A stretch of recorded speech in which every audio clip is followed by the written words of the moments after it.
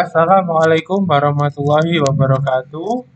Kembali lagi kita bertemu pada pembelajaran ketiga subtema 1 di tema 1. Semoga kita selalu semangat dalam belajar. Mari kita mulai. Untuk fokus pembahasan kita kali ini mengenai IPA KD 3.6 dan 4.6 mengenai sifat-sifat perambatan bunyi. Bunyi, seperti kita ketahui ya, pada pembahasan sebelumnya, bunyi adalah getaran yang merambat. Ya, bunyi itu bisa didengar oleh indera pendengaran, yaitu telinga, karena proses perambatan bunyi. Bunyi merambat melalui zat perantara seperti gas, cairan, dan benda padat.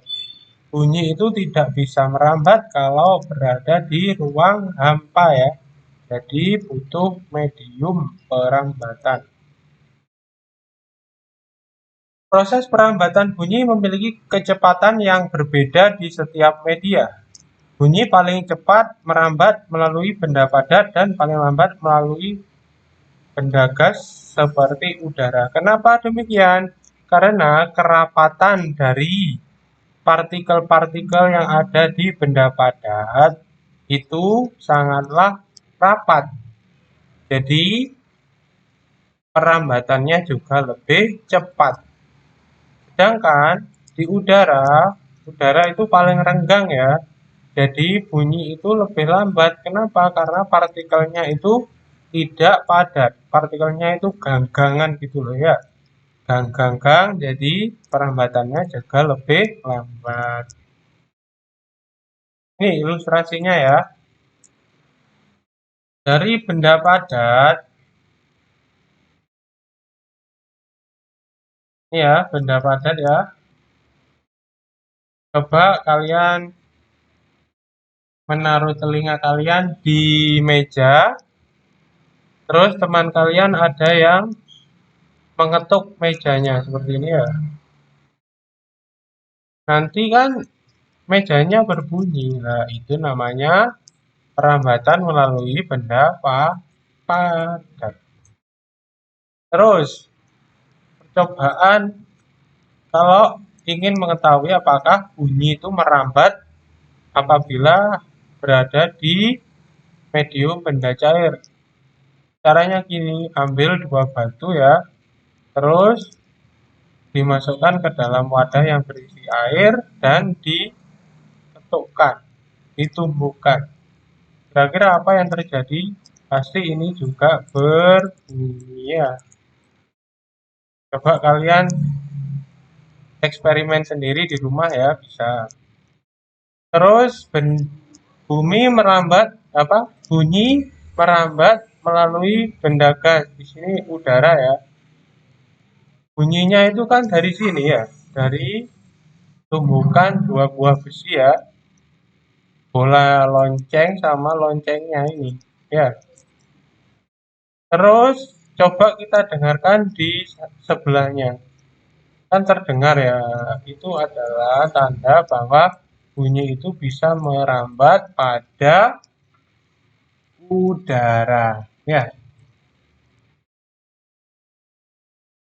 Terus selanjutnya menentukan gagasan pokok.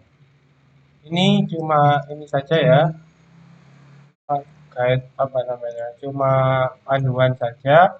Nanti ada cara yang lebih mudah.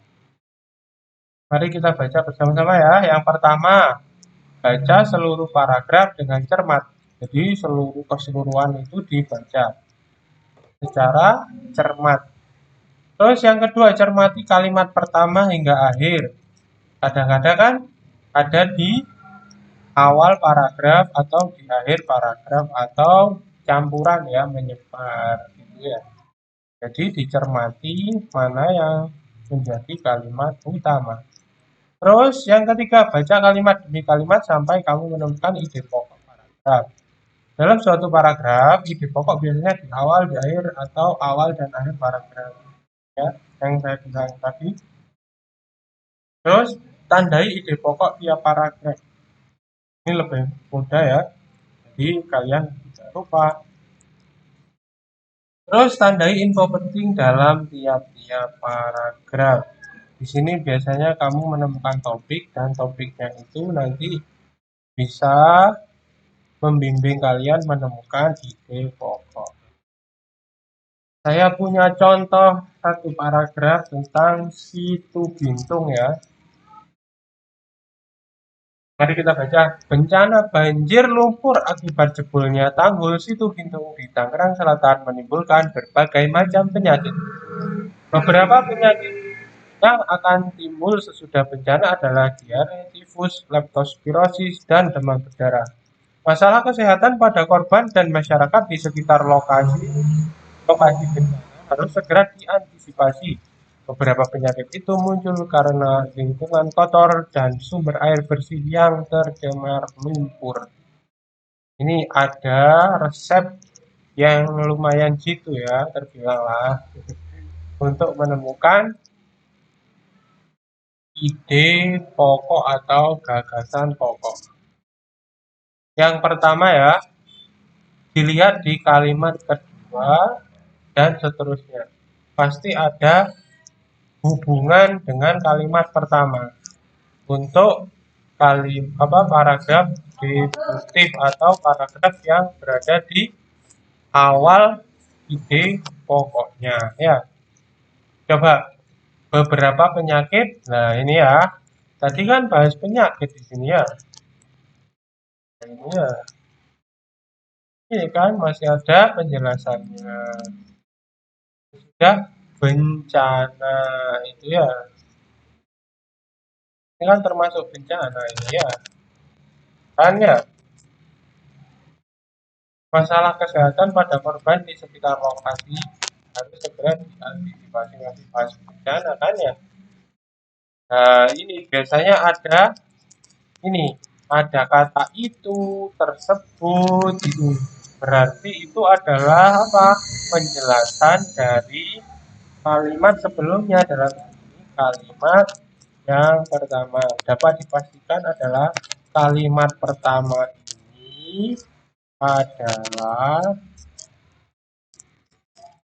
kalimat pokoknya atau gagasan utamanya. Pokok ya. Baik, mungkin sampai di sini ya penjelasan hari ini. Apabila ada pertanyaan atau tanggapan, masukan dan lain-lain, silakan melalui Google Classroom atau grup WhatsApp atau bisa juga japri ya. Kurang lebihnya saya mohon maaf dan saya akhiri. Wassalamualaikum warahmatullahi wabarakatuh.